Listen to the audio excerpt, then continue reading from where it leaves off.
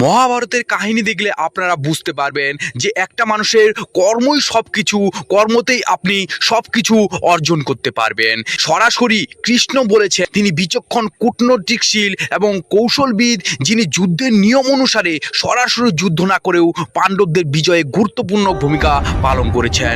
তিনি সরাসরি যুদ্ধ না করার মাধ্যমে এই বার্তা দিয়েছেন যে মানুষ যদি কর্ম করা বন্ধ করে দেয় তবে তার ফল ভালো হয় না। মানুষকে কর্মের প্রতি উৎসাহিত করতে তিনি চেয়েছেন।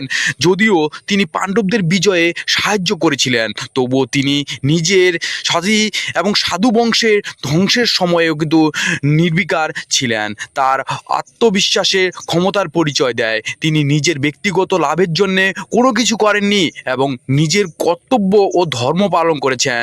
তাকেই বঞ্চিত বলা ঠিক হবে না।